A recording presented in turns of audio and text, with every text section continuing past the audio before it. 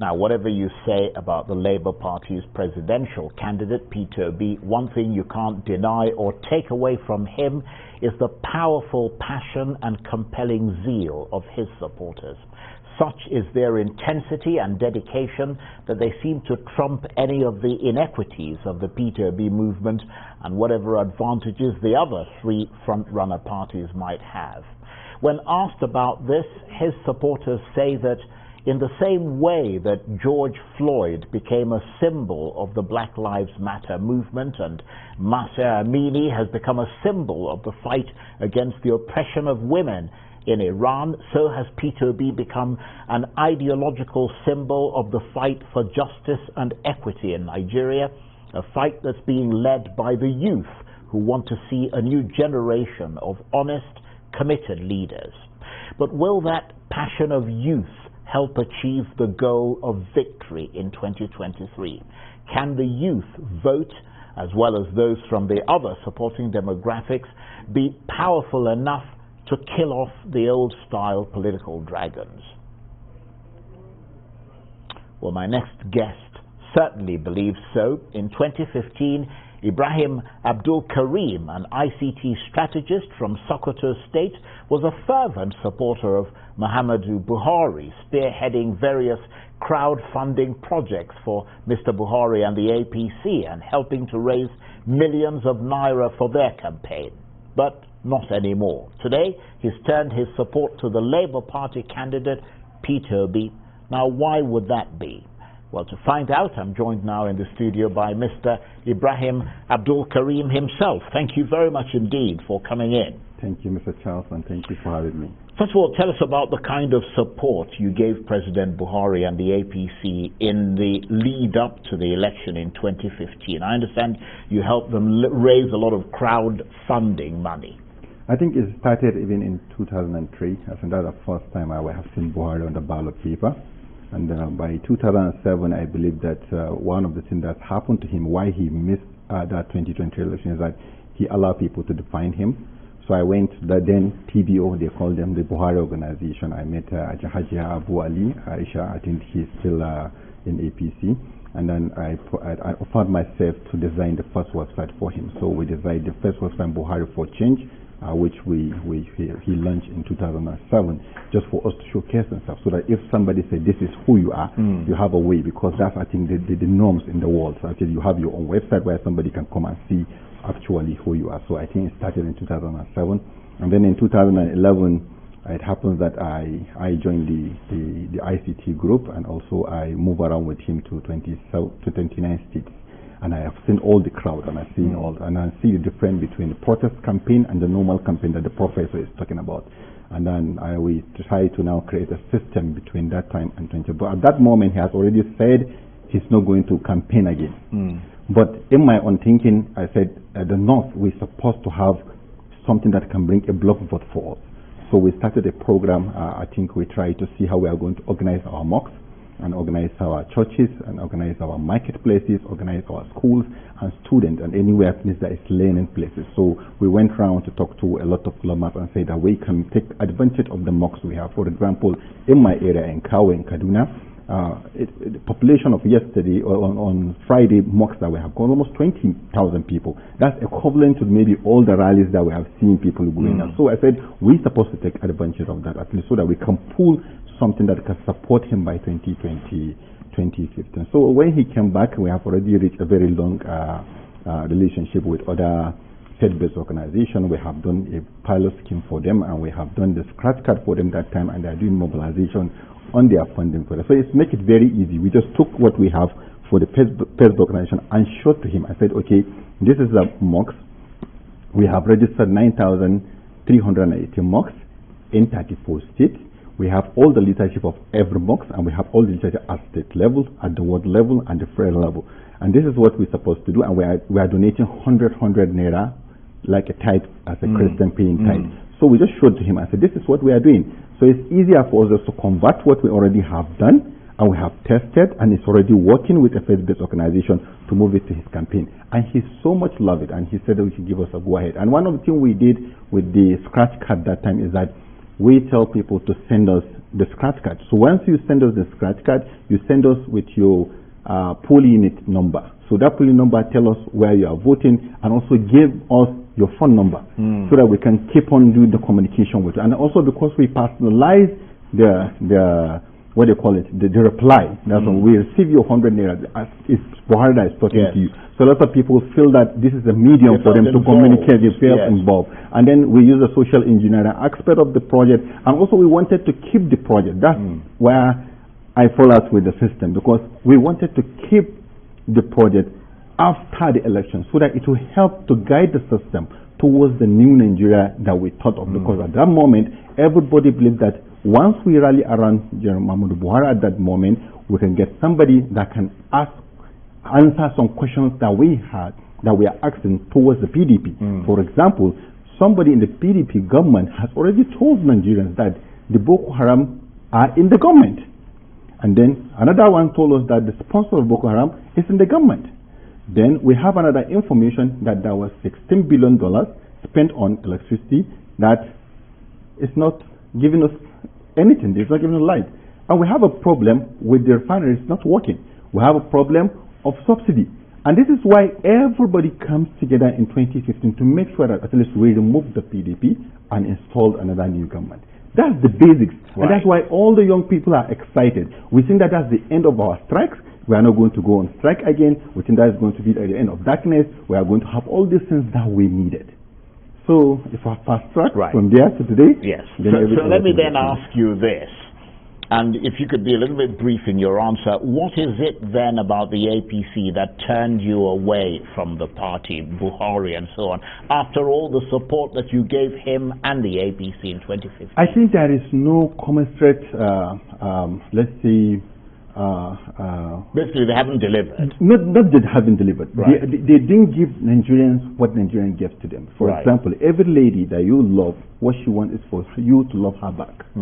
So we so much love ABC. We so much give everybody do everything he can to make sure that. But there is no that reciprocation. There is no that looking at with that empathy to look at us that we are together in this. We are going to solve it. So they now move themselves and they feel that they are there and we are here. So the collective system that we wanted to push together is now going only to them. And also the core people that work tirelessly for Buhari to become president, the problem happened is that they were being sidelined out of the system. And nobody even listened to them. Some of them, they don't even need a job. They don't even need a contract. They don't need, what they just needed is for the government to listen to them and tell them, this is how we're feeling. And this is how we feel you are treating us. Please treat us well so that at least we can take Nigeria from where it was to where we want to be. But a lot of shelving, a lot of pushing, a lot of trying to just talk to themselves, only them, and also they don't know the know-how for them to do it. And they are not asking other people to help them. I think that's what creates. So you felt sidelined, basically. Not only sidelined, we felt that we have brought in a lot of goodwill from people, and those people are looking up to us. And then we have nothing to tell. And those people were disappointed. Everybody was disappointed. So looking at Mr. B's campaign and at his movement, what message does he convey to supporters like yourself that has brought you now to become an obedient? Yeah, actually, you know, if you tested protest campaign, if you're part of a system where you have the joy to remove an incumbent president because he's not doing the right thing, you understand? You still have that, they say the activist is always an activist, you understand? So you always feel it within yourself, there's something that you can do better. So in trying to do that, I think the movement it's not only for us. What we see is that everybody that can feel the impulse in the country, right from the answers and other things that are happening, he knows that young Nigerians are going to rally behind something. This one is clear. By 2019, by 2020, after the COVID-19 and the holding of the COVID-19 palliatives, everybody knows that these young Nigerians are not comfortable with the existing structure and the status quo. Definitely they are going to hide behind somebody to express their anger and also create the new Nigeria they want to do. But that's you. You're an individual, but you're originally, although you live in Kaduna, you're originally from Sokoto State, which is in the far north. I mean, how well known is Peter Obi there, and what are his chances of getting a good number of votes from places like Sokoto? Yeah, because everybody is angry. The product is not just the Peter Obi, knowing Peter Obi. It's the movement. It's a movement of people that are not comfortable with the system. People that are angry. What Peter Obi is just doing to us is that he's harnessing, cultivating, gathering all the anger. For example, if you are angry in Sokoto, what makes you angry in Sokoto is different from what makes somebody angry in Bayelsa. It makes somebody angry in the southeast. For example, in Sokoto, bandits are going rampaging houses, raping people.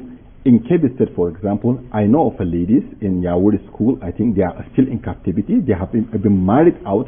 You can see the pains from the parents, what they are feeling, you understand, among. And all the people that pay ransom, some sell their houses. Today, as I talk to you, throughout that, what they call it, rainy season, they can't go to their farm. Some of their villages has already been sacked. Like, for example, if I am from Zamfara, for example, I have a village that I call This Is My Village. But in the next years, in some years to come, somebody will ask me, and I have to refer him that place that you have seen, that is now a ghost place, used to be my house. And it happens this way during what? During this social government. You understand? It's not a very good record for APC in years to come. Yeah, so but it's not just the APC that's in the running. I mean, you've got the APC. Obviously, you already discounted the PDP, of course, but you've got the NNPP as well as Labour. How would you assess Mr. Obi's strengths? That is what is attracting you to him? What was attracting me is that Nigeria is what we call like a union. You understand? For example, I am from the northern part of the country. It's allowed for us to marry forward. If you marry forward, it's your choice. So once you put them, you have to be just in all the four, because that's what the government, that's what the Islam said. If you just to only one, and the other three are going to give you serious problem. If you take the three and neglect one, she's going to give you serious problem.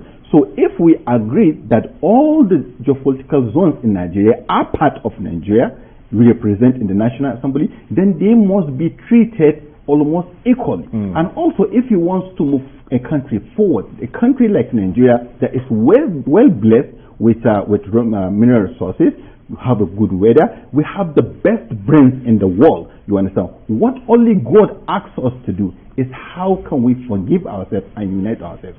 If anything that comes in between us is the hate, the lack of trust, and also the things that are affecting almost everybody. But the system is not working for the rich. It's not working for the poor. It's not working for anybody. Everybody knows that we're supposed to be far, far ahead of where we are today. And also because of this politicking, these people feel like they just want to rule. I think that's why we feel they're not giving us the requisite leadership that us, the young people, believe. And also the kind of guys that are in my own mid, I'm 40 now, above 40, and also that 50 to 40, for example, they feel like this is our last chance. If we couldn't get this thing right, we can control the next generation under us, while these old people are not going to be around where we can cater for them. And then we are going to have division, and we are going to receive maybe another civil war, which we are not happy and we don't want to take it. So what we say is that we are calling ourselves with all the anger and all the things that we feel about all the locations that we have. Come together. You have a problem. We have a chance to do this together. That's why we created a platform and we created a system that will help us to do that. We have our obideti.support, where we put up what is called a town hall application. Our town hall application, what we normally want to do is that we want to hybrid offline, online mobilization and canvassing. What we need to do at that particular is that we create 176 polling units. Now we just entered the 220 that already existed by the INEC. We are waiting for them to give them the remaining 50 something so that we can add on to it. So you can go and register yourself. Immediately you register, you sign up. You see yourself live in your polling unit. If there is another person that signed, you see yourself, two of you. is your town hall. You discuss about that issue. You discuss about your list. You go around to talk to other people that are around you to see if you can bring them on board for them to stay. And also to talk around the system and how you want to do it. You can come out from that ward level, or pool unit, and go back to your ward level, and you see yourself around your ward level. You can go to your local government and you see yourself around, and you see the leadership. And up to the national level, where you see the DG, you see all the campaign, everything you want to do. Actually, we're just hybriding offline, online canvassing system. So in trying to do what we are trying to do in www.obidati.support, if you go there, you go down, you see where the town hall is. So from the town hall, what we intend to do is that we even do simulation of election. We do transfer of results on our own to test what the INEC is even testing. Because this is the generation that we are. We are tech people, you understand, and we have to use the tech to see how we are going to make sure that at least we win. So we know where we are having deficit, we know where we need more people, we know where we need more combating, and also we keep talking. The idea is that we are not going to waste our time the way they want us to waste our time to be talking about abusing each other and things like that. So our comment is that to make sure that at least, as we said, we are obedient, let us also be obedient. Okay. And also to make use of the way we wanted to make use of the other platform we designed in 2015. We want it to be immediately after the election. If we win, before we even win, we start sending documents. Even for now, people are already creating documents that will assist the government in trying to create the new Nigeria that we want to see. But after the election, we will even help Mr. Peter Obi to select good Nigerians all over the country, and people that help us when we are doing our cause, because I believe this is a cause for the young Nigerians. So we're going to look at all those people that help us. Knowingly, we are seeing them or we are not seeing them, or from the back end, they assisted us. So that we said, okay, these are the people you need to help you to move the nation forward. These are good people, and we know them. There is no any place. In primary school, you know the good people in your class. In secondary school, you know them. I'm going to have to jump in there. I really apologize. I can see you're very enthusiastic, and I suppose for the Obidati campaign, that's a very good sign, but clearly he hasn't won the election yet, so we'll have to see if he actually does. But I want to thank you very much indeed, Ibrahim Abdul Karim. He is an ICT strategist from Sokoto State who used to support the APC and Buhari, but is now supporting the Labour Party and Peter Obidati. Thank you very much indeed. Thank you very much.